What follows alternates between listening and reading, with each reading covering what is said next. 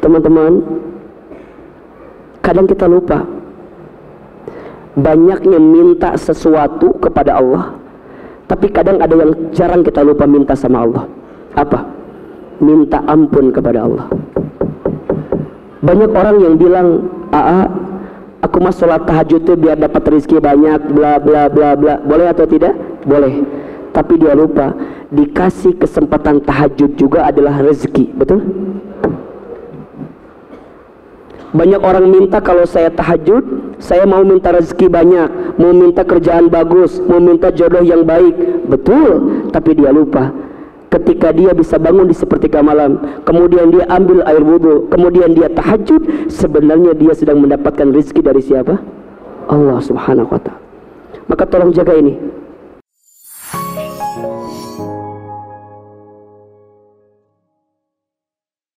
Maka orang yang sholat itu luar biasa. Sholat sumber ketenangan, sholat sumber kebahagiaan, sholat sumber kemuliaan, sholat sumber rezeki, sholat sumber segala jalan keluar. Ingin hatimu tenang, perbaiki sholat. Ingin hidupmu bahagia, perbaiki sholat. Ingin ditunjukkan jalan keluar, perbaiki sholat. Ingin dimudahkan rezeki, perbaiki sholat. Yang wajib. Oke, yang paling pagi apa namanya? Sholat subuh, terus zuhur, terus asar, terus maghrib, terus pesan ahilman. Jangan tinggalkan yang wajib. Kenapa? Jaga 5 yang wajib ini, maka Allah akan jaga kebaikan dalam hidup kita. Terutama subuh dan isya.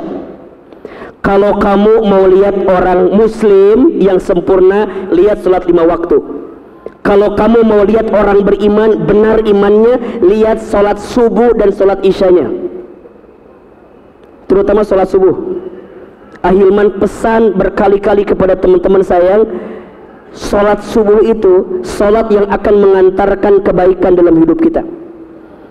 Jaga sholat subuhmu, maka di hari itu fi zimmatillah, engkau sedang dalam penjagaan Allah subhanahu wa ta'ala. Maka nanti ada 3 sholat sunnah spesial yang itu dirangkai dengan sholat subuh. 3 sholat sunnah spesial yang dirangkai dengan sholat subuh, di tengah-tengahnya itu akan mengantarkan kebaikan dalam hidup kita. Yang pertama sholat tahajud, yang kedua sholat sunnah 2 rakaat sebelum subuh, yang ketiga sholat duha di pagi hari. 1 sholat apa? Tahajud. 2 sholat apa? Sunnah 2 rakaat sebelum subuh. 3 sholat duha. Apa keutamaannya? Tolong catat baik-baik ini. Yang pertama sholat tahajud. Ada 4 keistimewaan yang langsung Allah janjikan kepada orang yang mendirikan sholat tahajud. Dan 4 keistimewaan ini tidak Allah berikan kecuali kepada orang yang ahli tahajud. Saya ulangi, ada berapa tadi? Keistimewaan, 4 keistimewaan yang Allah berikan kepada ahli tahajud. Apa di antara 4 itu? Dibuka suratnya Al-Isra ayat 79 sampai 80. Coba dibuka. Surat apa? Al-Isra surat ke-17 ayat 79 sampai 80.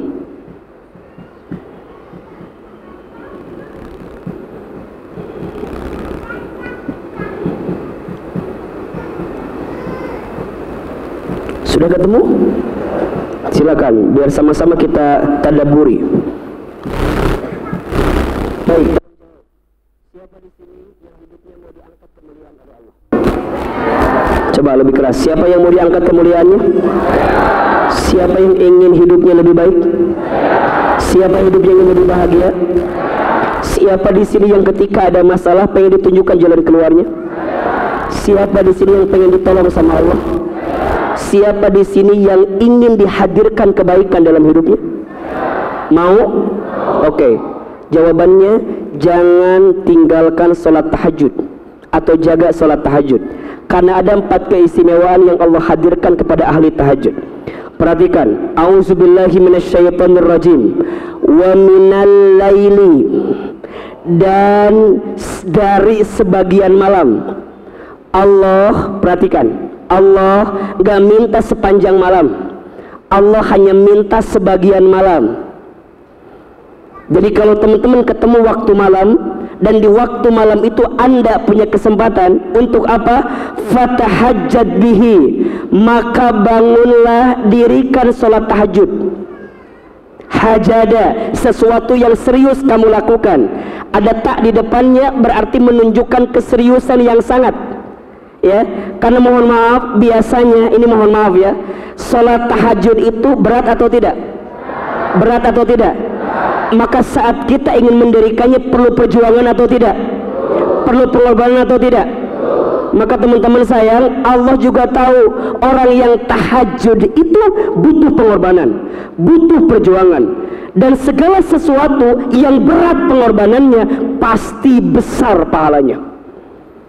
Saya ulang, ini rumus nih. Segala sesuatu yang berat pengorbanannya, berat perjuangannya, pasti besar pahalanya. Maka teman-teman sayang, kalau sekarang ada dalam kehidupan kita, misalnya sedang ngerasa berat gitu ya, sedang ngerasa luar biasa prosesnya, jalani. Karena biasanya setelah ini ada kebaikan yang Allah berikan kepada kita. Termasuk mohon maaf, kalau ada yang sedang dekat, apalagi menjelang pernikahan, itu godaannya banyak. Makin berat perjuangan cinta yang teman-teman jalani, biasanya itu makin manis hasil dari perasaan cinta yang kita hadirkan. Maka teman-teman sayang, kalau sekarang kita lagi menjalani satu hubungan, dan serius ya, serius, maka keseriusan itu mengantarkan kebaikan dan kebahagiaan. Maka teman-teman akhwat, kalau mulai hari ini ada orang yang mencintai kita, tanyakan keseriusannya. Karena keseriusan dia dalam mendekati kita akan mengantarkan kebahagiaan. Makanya teman-teman ikhwan, antum jangan hanya berani nge-DM, tapi datangi juga ayah perempuan itu. Nge-DM wewani, datang hente. Jangan suka nge-DM lamun can boga duit mah. Kalau udah yakin baru bismillah, betul? Setuju?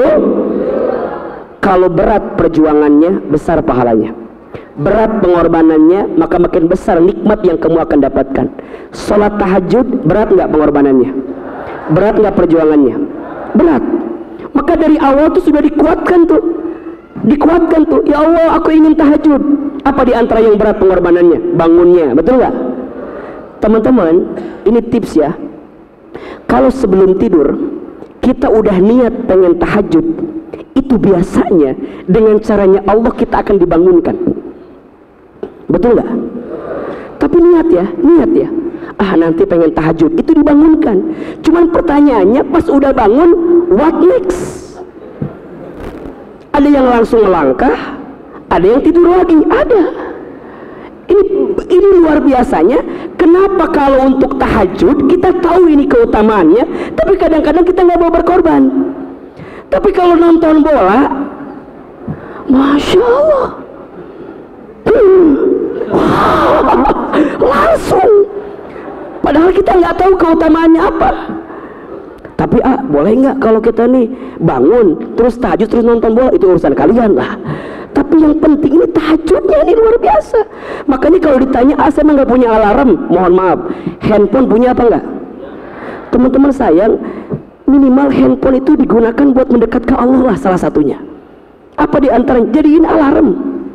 Ini kalau bisa alarm itu dibagi 3 tuh. Jadi kalau kita mau bangun jam 3, alarm jam 2. Kalau enggak yang kedua jam 2:1/4. Kalau enggak yang ketiga jam 2:30. Buat apa? Biar masing-masing buat dimatiin lagi.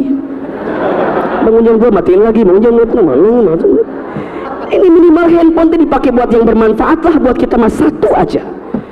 Kenapa Ahilman ini sangat luar biasa ngasih motivasi tahajud? Karena luar biasa. Allah yang minta. Lihat, kalau perkara yang langsung Allah minta berarti ini luar biasa atau tidak? Kalau perkara yang langsung Allah minta istimewa atau tidak? Ini langsung Allah minta, fatahajjad bihi, maka bangunlah sholat tahajud. Sebagai apa Ahilman? Nafilatan laka, sebagai tambahan dalam hidupmu. Lihat, yang pertama, keistimewaan yang Allah berikan kepada orang yang tahajud apa? Asa ayyab'asaka rabbuka maqaman mahmuda. Niscaya Allah akan mengangkat derajatmu maqamam mahmuda, ke tempat yang paling terpuji. Keistimewaan pertama, orang yang ahli tahajud itu akan diangkat kemuliaannya. Jadi orang yang ahli tahajud, di perusahaannya dia diangkat derajatnya, dalam usahanya dia diangkat derajatnya, dalam rumah tangganya dia diangkat derajatnya. Saya berpesan kepada teman-teman ikhwan, antum nanti di rumah tangga harus jadi qawam, pemimpin. Antum harus mulia di rumah tangga. Antum harus layak dan pantas dihormati oleh istri Anda. Dan orang yang ahli tahajud itu bicaranya, geraknya, perilakunya, karena dibimbing oleh Allah dalam kemuliaan, Allah akan angkat derajatnya. Maka pesan saya dari hati yang paling dalam, kalau Anda ingin jadi seorang laki-laki yang menjadi pemimpin, tolong jaga tahajudnya. Karena tahajud itu sholat yang akan mengantarkan kemuliaan dalam hidup kita. Teman-teman yang lagi bekerja, ingin naik karirnya, tahajud. Teman-teman yang lagi bisnis, ingin diangkat bisnis omset kita, tahajud. Teman-teman yang lagi sekolah, ingin berprestasi dengan prestasi yang terbaik, sholat tahajud. Karena keistimewaan pertama, orang yang sholat tahajud itu Allah akan angkat kemuliaannya. Yang kedua, wa qul rabbi adkhilni mudkhala sidqi. Orang yang ahli tahajud itu akan ditunjukkan kebenaran dalam hidupnya. Jadi kalau dia melangkah, dia akan ditunjukkan oleh Allah kemana dia harus melangkah. Jadi kalau dia memilih sesuatu, dia akan ditunjukkan oleh Allah pilihan mana yang terbaik. Maka teman-teman sayang, sholat istikharah itu yang terbaik waktunya di sepertiga malam, dirangkaikan dengan sholat tahajud yang kita minta. Maka teman-teman, kalau sedang punya pilihan, kalau sedang punya harapan, dan teman-teman sedang bingung kira-kira pilihan mana yang harus teman-teman pilih, maka hadirkan sholat tahajud, minta sama Allah di situ. Karena di waktu itu teman-teman akan diarahkan pilihan terbaik dalam kehidupan. Maka nanti catat baik-baik, kalau kita sedang memilih sesuatu atau meminta petunjuk dari Allah, itu caranya ada 3. 1 namanya istikharah, 2 namanya istisyarah, 3 namanya istiftah. Ulangi, 1 apa? Istikharah, 2 istisyarah, 3 istiftah.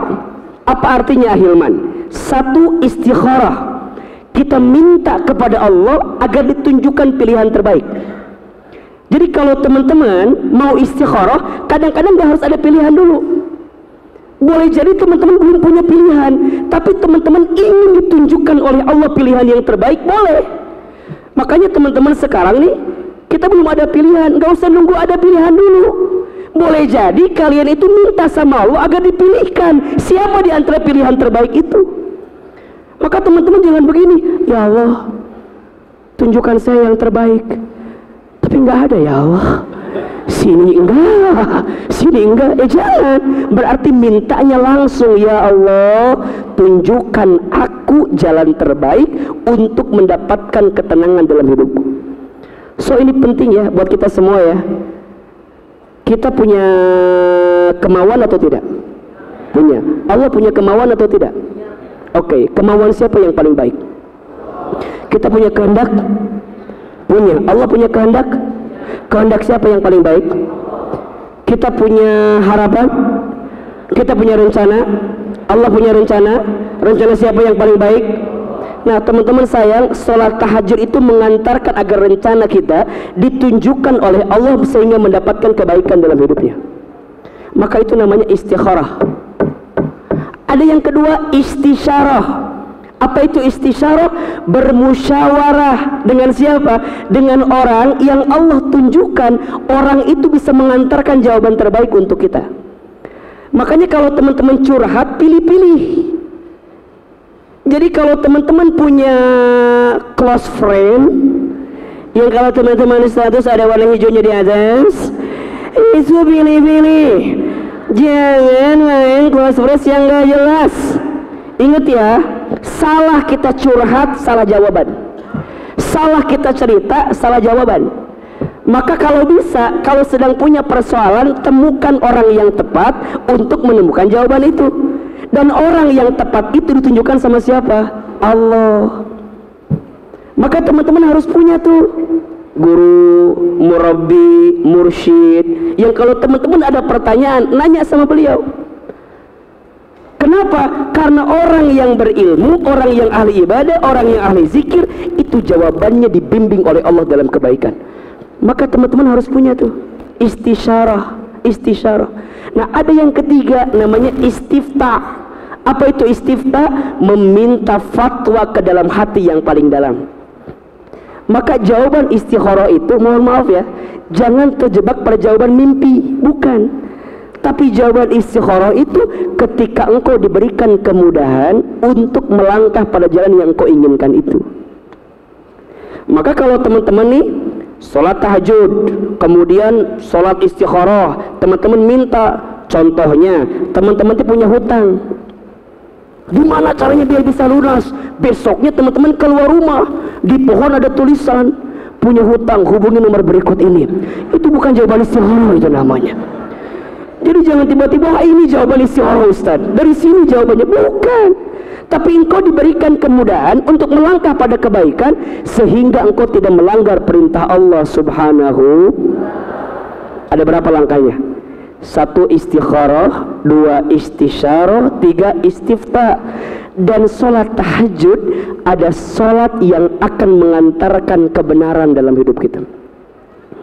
Ulangi, 1, sholat tahajud itu sholat yang akan mengantarkan kemuliaan, diangkat derajatnya. 2, sholat tahajud itu sholat yang akan mengantarkan kebenaran, petunjuk terbaik. 3, sholat tahajud itu wa akhrijni mukhrajas sidqi. Masya Allah. Kalau teman-teman sedang punya persoalan, maka Allah akan tunjukkan jalan keluar dari setiap persoalan yang sedang kita hadapi. Jadi orang yang ahli tahajud itu, seberat apapun persoalannya, maka akan terasa ringan. Kenapa? Karena ada Allah bersama dengan dirinya. Dan yang terakhir, lihat keistimewaannya, waj'alli min ladunka sultanan nasira. Orang yang ahli tahajud itu akan diberikan pertolongan oleh Allah dari setiap apapun yang dia datangkan dalam hidupnya. 4. 1, sholat tahajud itu mengangkat derajat kemuliaan. 2, sholat tahajud itu menunjukkan kebenaran. 3, sholat tahajud itu mendatangkan jalan keluar. 4, sholat tahajud itu mengundang pertolongan Allah subhanahu wa ta'ala.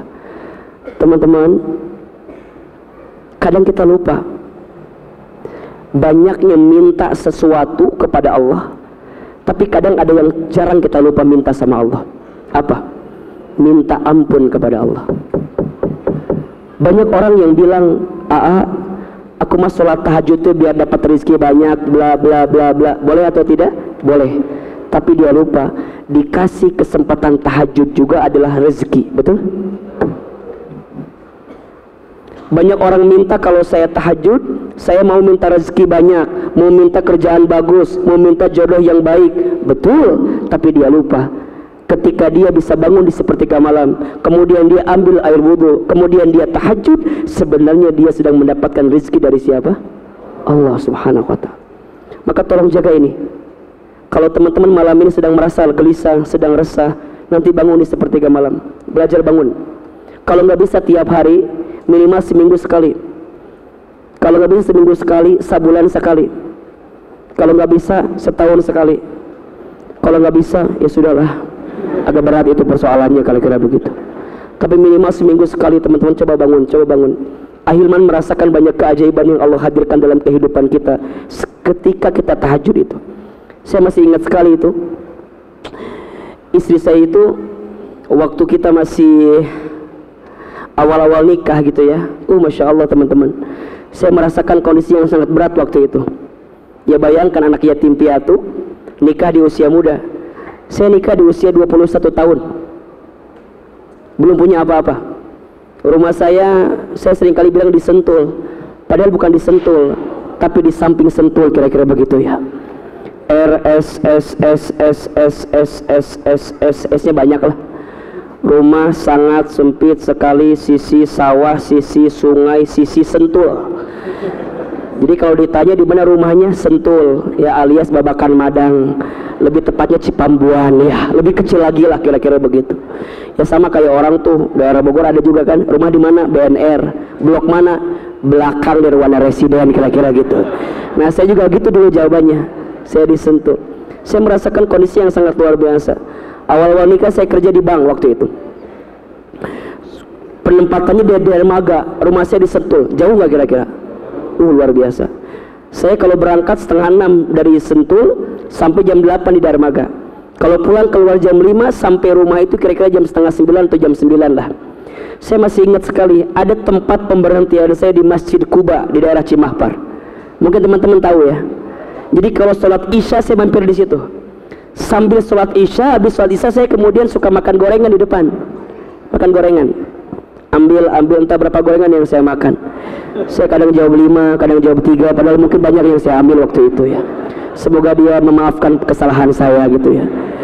Tapi waktu itu saya masih ingat sekali. Satu kali kan kita sering kali hujan itu. Saya pernah satu kali itu ketika jalan kita berhenti di sebuah di bawahnya jalan tol, tahu kan? Jadi kalau kita naik motor itu kalau hujan kan berhenti di situ kan. Saya pernah satu kali berhenti di situ dan saya menatap setiap mobil yang lewat di atas. Ya Allah, kia-kia tinggal kurang ya Allah. Perih ya Allah, perih. Dan saya dulu sempat menyalahkan keadaan. Ya Allah, kenapa begini? Dulu saya nggak pernah nyangka ya. Waktu kuliah kan saya izin Allah, alhamdulillah ya saya wisudawan terbaik waktu itu. IPK saya 3,99 waktu itu ya. Saya nggak nyangka aja kalau hidup setragis ini gitu ya. Ya Allah, kok setragis gini gitu ya. Pernah satu kali kita pulang tuh di jalan tuh hujan. Sambil hujan saya sambil nangis. Sambil saya nggak bisa bedain mana air mata mana air hujan gitu. Saking tragisnya hidup saya. Sampai saya pulang ke rumah, saya ketemu istri saya. Saya buka helm, mata saya merah. Istri saya nanya, sayang, itu matanya kenapa merah? Kena air hujan. Padahal saya nangis, saking tragisnya dengan hidup. Tapi tiba-tiba istri saya datang, kemudian dia nunjukin sesuatu ke saya. Dia bilang surprise, dia ngasih tes pen. Tes pen apa nukitunya? Tes pen apa tes pack itu? Tes pack. Yang hamil itu apa namanya? Oh, tes pen apa tes pack ya? Kata istri saya bilang begini, sayang katanya, surprise, garis 2. Berarti istri saya apa? Hamil kan? Itu udah 2 tahun saya nunggu baru hamil tuh. Harusnya seneng apa enggak? Seneng dong. Tapi kondisi itu lagi sulit waktu itu. Jadi ketika istri saya bilang surprise, saya bilang terus dia nanya, kok ayah kayak nggak seneng, kok saya kayak nggak seneng? Saya bilang dalam hati, bukan saya nggak seneng, tapi saya ngerasa nggak mampu gitu. Dulu gaji kita berapa, nggak seberapa, terus harus punya anak, nggak kebayang gitu. Gimana caranya? Saya bilang, masya Allah, alhamdulillah ya, masya Allah gitu. Walaupun dalam hati, ya Allah, kira-kira gitu. Terus saya bilang gini, pulang dia bikin telur gitu, ngedadar telur makan. Kita tuh biasa ya kalau pulang kantor itu nasi, telur sama mie. Pokoknya semuanya karbohidrat pokoknya malah. Yang penting makan, aku mau acarana. Kita makan tuh. Istri saya bilang gini, sayang, besok Lina mau periksa ya. Kemana? Ke rumah sakit P. Di Sentul dulu ada rumah sakit P. Oh, jangan ke sana. P yang lain aja. Apa maksudnya puskesmas? Kenapa? Ya jangan, udah jangan ke sana lah pokoknya begitu kan. Ya dia tahu bahwa persoalannya itu. Waktu itu kita masih kerja dua-duanya. Istri saya gajinya 2,5, saya gajinya 2,2. Tapi saya punya cicilan rumah 1,8. Jadi tinggal 400.000. Pas istri saya hamil dia cuma bilang begini, sayang, mulai bulan depan Lina keluar aja ya kerjanya. Dalam hati saya mikir di mana duitnya, kumai kira 400.000 udah nabung. Tapi saya kan gak bisa berkata-kata waktu itu. Saya bilang, oh kenapa mau keluar? Iya ini kan udah gede, hamilnya makin gede, apalagi dia ke gunung, dia kerja di Hambalang, saya di Darmaga, jauh kan. Nuhiji di langit, nuhiji di bumi, dihanapkan. Aja tahu pokok nama. Terus saya bilang, bener mau keluar? Emang kenapa? Karena saya takut dengan kehidupan saya. Tapi waktu itu saya yakin aja, ya udah, kalau kamu ngerasa itu keluar lebih baik, ya udah keluar aja. Keluar, tinggal menyisakan 2,2. Udah, dia keluar, cicilan jadi naik lagi 1,8 jadi 2,2. Nol dong hasil saya. Ini gimana persoalannya? Tapi ada kabar gembira, gajinya naik dari 0,22 jadi 3 juta, masih ada 800.000. Saya bingung dengan kehidupan saya waktu itu. Cuman saya masih ingat apa yang saya bilang ke saya. Kalau saya tidur, dibangunkan di sepertiga malam. Ayah bangun, ayah bangun. Katanya mau punya rumah yang bagus, katanya mau punya kendaraan, katanya mau berubah, katanya mau lebih baik, katanya mau jadi gitu. Dibangunin. Jadi kalau saya masih tidur jam 3 subuh tuh langsung bawa ember banyur gitu kan, udang bangun. Dan saya masih ingat tuh, ini kan mau berubah hidupnya, dan itu kita kejar betul teman-teman. Geber terus. Gimana caranya tuh? Mulai itu sholat tahajud. Emang ya, kalau lagi susah tahajud tuh gampang beneran. Makanya emang kadang butuh tahajud, butuh susah dulu kali ya. Wah, tahajud. Mulai itu dari kampung dideketin ke bawah, ngontrak rumah di Az-Zikro, dekat dengan Murabi almarhum Ustaz Arifin Ilham. Mulailah terus deket. Satu yang saya masih ingat dari beliau, apa? Hilman, jaga tahajud. Kalau Hilman ingin diperbaiki hidupnya, jaga tahajud. Kalau ingin dirubah keadaannya, jaga tahajud. Satu kali saya pernah tanya ke beliau, Hilman tuh pengen mulai fokus dakwah, pengen keluar dari kerjaan. Kata Ustaz Arifin, keluar aja. Terus gimana hasilnya? Tahajud. Kalau jadi da'i, Hilman jadi salesnya Allah.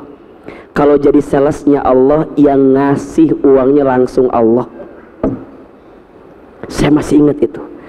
Da'i itu salesnya Allah, menyampaikan agar orang dekat sama Allah, taat ke Allah.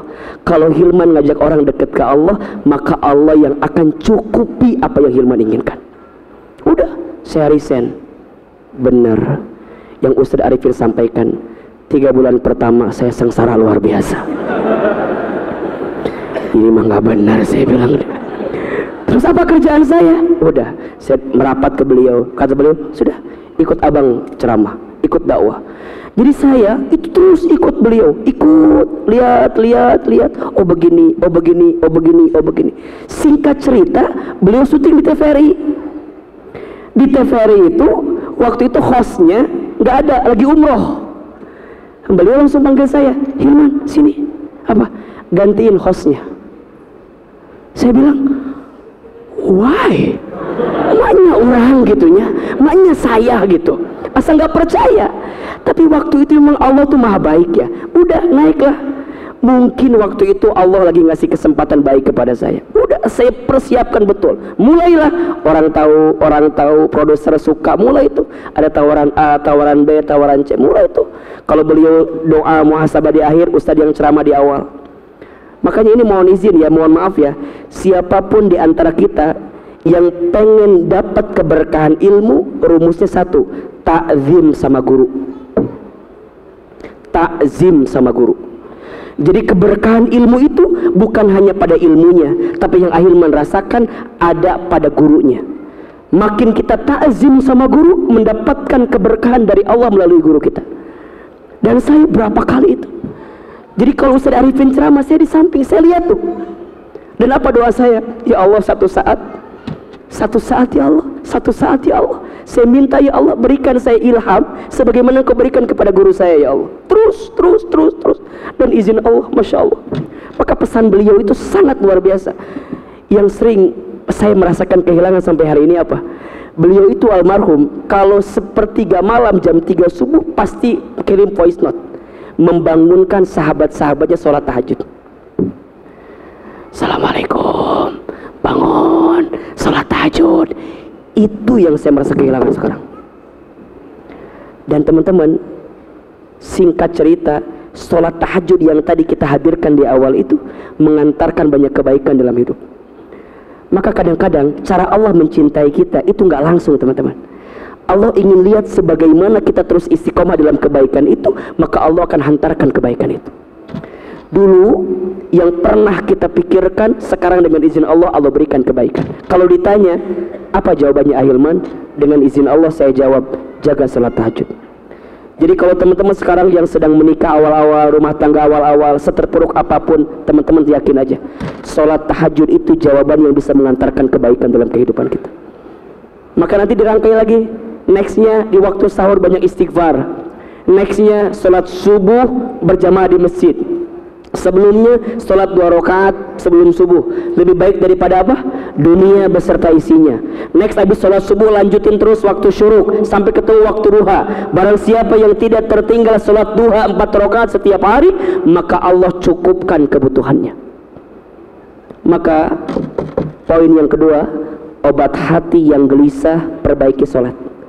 Khususnya jaga sholat tahajud, sholat malam dirikanlah. Itulah jawaban yang bisa mengantarkan kebaikan. Mulai malam ini yakinkan dalam hati, mau bangun sepertiga malam, ya, mulai niatin, minimal niat dulu. Walaupun nanti malam bangun gak bangun belakangan lah, yang penting niat dulu. Kalau udah niat, teman-teman tahu keutamaannya, teman-teman akan dihantarkan kebaikan di situ, insya Allah. Mudah-mudahan bermanfaat.